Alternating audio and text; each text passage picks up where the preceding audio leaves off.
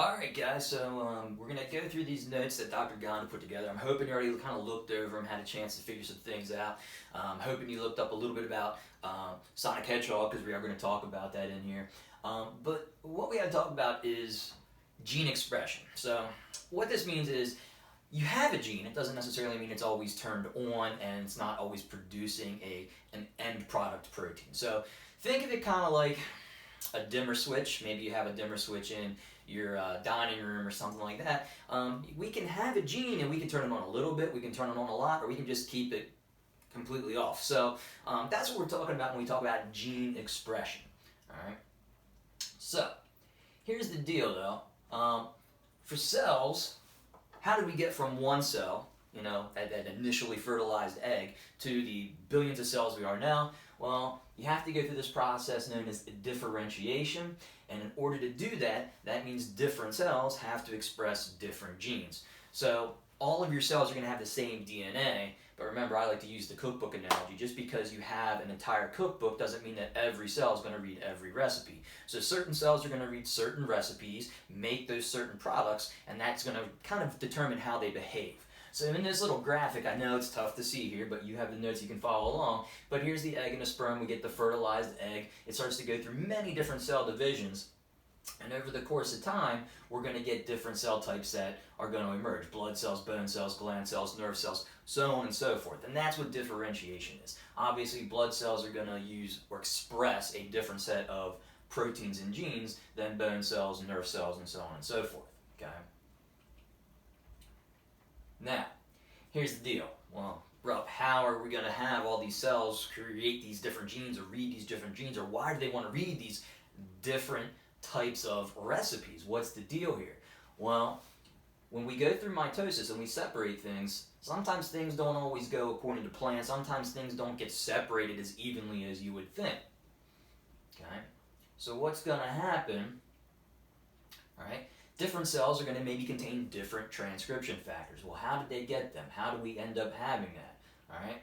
This is where we come in with these different transcription factors due to different things. Cytoplasmic determinant, signal transduction, and induction. These are the different ways that we are going to get different transcription factors and therefore express different genes. Right? If you have a different set of transcription factors, they're saying, hey, go read this recipe, don't read this recipe. So how do certain genes get some transcription factors that say, I want you to read this, this, and this. You guys over here, I want you to read this, this, and this. How's that happen? Well, one of the things is going to be these cytoplasmic determinants. Okay? Now, we're going to look at fertilization to kind of wrap our head around this. So cells are going to get different signals. Well, how? Why? Okay? So here's fertilization, right? We've got our sperm, we've got our egg. You can see over here is our egg. It's being attacked by the sperm there. Looks like one of them is ready to break through and fertilize. Now, remember back to when we talked about meiosis.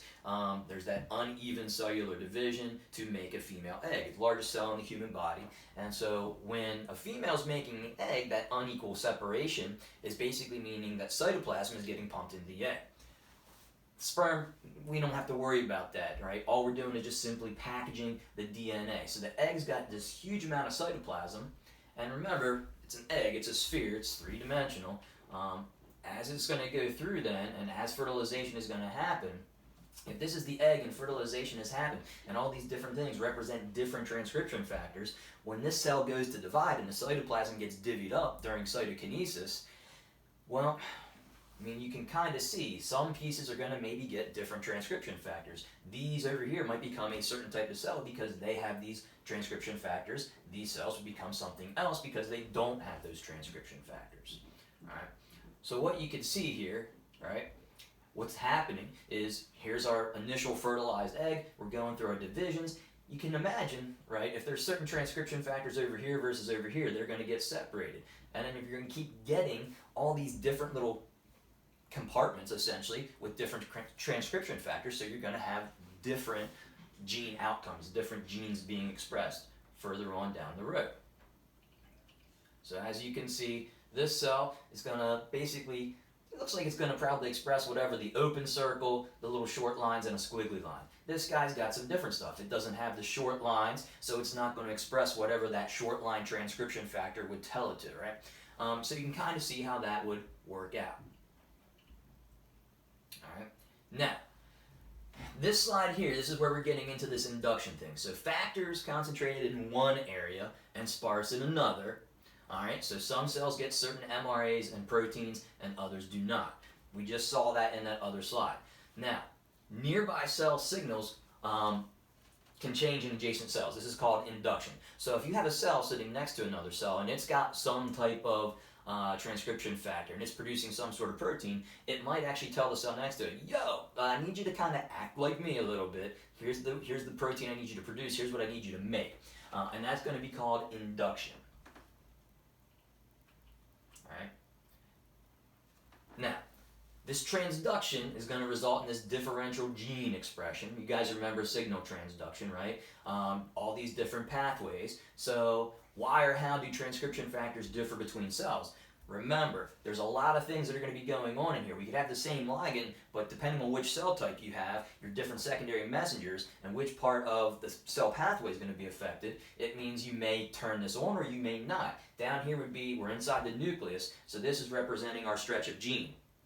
All right, here's gene X that we want to produce. Here's our promoter. This promoter is kind of saying, yo, I'm over here. This is kind of where this gene starts. You want to basically, if you're a transcription factor that's going to be basically signaled to or turned on by cell signaling, this is where you want to go as a transcription factor. And then you're going to go ahead and do the transcribing, make your mRNA. That's going to go out into the cytoplasm and go through translation and all that good stuff.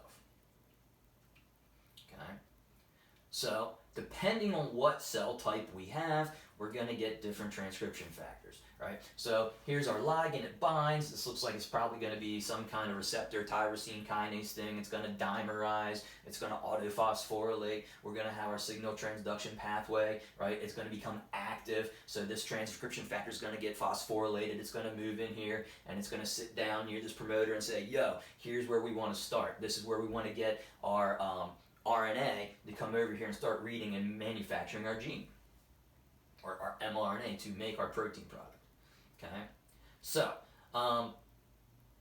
sometimes, depending on what's going on, right, we could have an active transcription factor, but we might have a repressor as opposed to an activator. So not only do we need these and that's the big difference between these two things right here, right? So sometimes you can have a gene, and by putting a transcription factor on it, activates the gene, and other times you can have a cell signal where a product comes in and it blocks the gene. So some transcription factors are basically going to say, stop, I don't need any of this gene right now, I don't need any of this make. I'm going to probably include another little video for you to watch.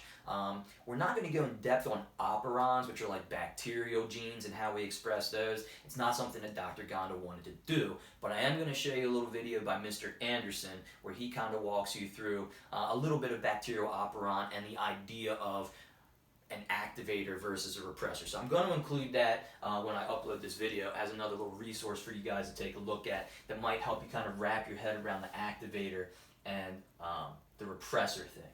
He'll walk you through a little acronym PROG, promoter, repressor, operator, genes, and that'll be helpful for you. All right.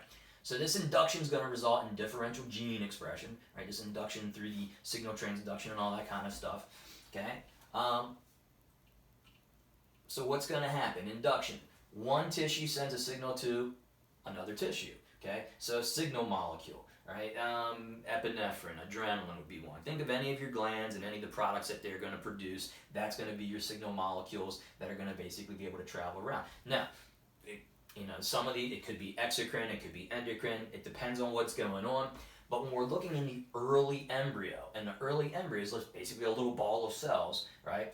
If the source of the signal is down here at the bottom, the cells that are going to be closer are going to be getting more of that signal. They're going to be responding to it more quickly. All right. Now, one of these things that's going to help us kind of induce things, direct traffic in the cell and direct differentiation of cells is this sonic hedgehog. Okay. And what sonic hedgehog does is it's a protein, and it's going to kind of help us with signal transduction, right? When present, it binds to a receptor and activates a signal transduction pathway. All right. This is a conserved protein. In other words, it's basically found in pretty much all organisms, from fruit flies all the way up to humans. This is what Dr. Gonda likes to play with. This is sonic hedgehog. I'm pretty sure this is how she's causing flies to have like two torsos and grow little legs on their head and put wings on where their feet should be and all that stuff. What she's doing is she's playing around with this sonic hedgehog, and depending on how much of this signal she gives to the cells, it's going to induce them to grow legs here or a wing there, so on and so forth. So it's pretty powerful stuff. We use it in formation of our hands and toes and all that kind of stuff. But as far as understanding the signal and the signal strength, right, cells that are closer to the signal are going to get more signal. So you got 3 people lined up and there's a shower there. Person closest is going to get the most wet, middle second, and then so on and so forth. So this cell would respond the most, this cell the second most, and this cell the least because of the distance they are to the signal. So if I just back up a second, and you look here, right, these cells in this row right here, they're going to get the most signal, therefore they're going to get the most response. These guys will get the next most, and then the next most. Okay. Now, here's the deal. Sonic hedgehog is what is known as a morphogen. So depending on how much of this stuff you have, it's going to give you a different response. A little bit of sonic hedgehog, you get a little bit of response. A lot, you get a big response. And it's going to basically recruit different transcription factors. So many inducers are morphogens, and morphogens basically mean different responses at different concentrations. More sonic hedgehog, more response. Less sonic hedgehog, less response. Kind of like that dimmer switch analogy I gave at the beginning. So here's our amount of sonic hedgehog. If we really crank it up, we're going to activate transcription factor 5. If it's just a little bit, we get transcription factor 1. All right? And these different transcription factors then are obviously going to say read this recipe or read this recipe. And depending on which recipe you read, you're going to get different gene results. So, like I said, sonic hedgehog's important in limb development, okay? Chicken wings have it, human hands have it, and you can see here the analogous structures, right? In terms of, homologous structures in terms of bone structure. You got your humerus, you got your radius, ulna, you've got all your phalanges, carpals, metacarpals, very, very similar. So they do study the sonic hedgehog in chickens, and they can kind of manipulate how many little limbs or points they get on the end of their little chicken wings. So, right, the type of digit that develops is determined by the amount of the sonic hedgehog. So we're going to secrete sonic hedgehog. Remember, it's got to come from some type of cell, so it's got to be manufactured, and we're going to secrete it right there. So cells that are going to be closest to that, that's when we're going to basically turn on transcription factor like 4, and then those that are a little bit further away, transcription factor 3, transcription factor 2. And by turning on these different transcription factors, we get different results, and therefore different digits, differentiation of these digits. Okay. Obviously, we're looking at some x-rays here, human hand, human foot. You can see polydactyly here, extra fingers, extra toes. Yes, if you have a mutation to your sonic hedgehog, you could end up with some extra digits here and there because it is pretty critical to like limb development, hands and feet. As far as I know, all of you have the normal amount of fingers and toes, so I don't think any of you have any mutations to your sonic hedgehog pathway, which is good. All right. So they've done experiments where they can manipulate how much sonic hedgehog is being expressed or being put out into the environment, and as you can see, when they add some sonic hedgehog in the wrong area, it causes this weird like double development where you can see we get this kind of mirror image type chicken wing. So you can manipulate this stuff and then do some interesting things with it. Now, ultimately, developmental biology, going from a fertilized egg to a young adult, or to a young human to an adult human, right? It's pretty complex. So how did all this stuff happen? Well, obviously, it's all regulated by your instruction booklet, your DNA. What genes do you have? How are you turning them on? How often are you turning them on? And when you do turn them on, you turn them on full tilt, you turn them on a little bit. So gene expression, again, think of it kind of like a little bit of a dimmer switch, right? That pretty much handles her notes. Be on the lookout for a little quiz tomorrow dealing with the chapter, I think it was 15 stuff from my notes on transcription. Or sorry, translation. Translation and mutations and chromosomal abnormalities. Again, it would be open notes, so you can have that stuff open. It'll be in Google form. So this will just see if you know about that stuff. I may also put another little video together for you from some of my notes dealing with how we can turn things on and off. Again, that would still be that gray set of notes. I think gene expressions like chapter 16 or 17 in the gray notes.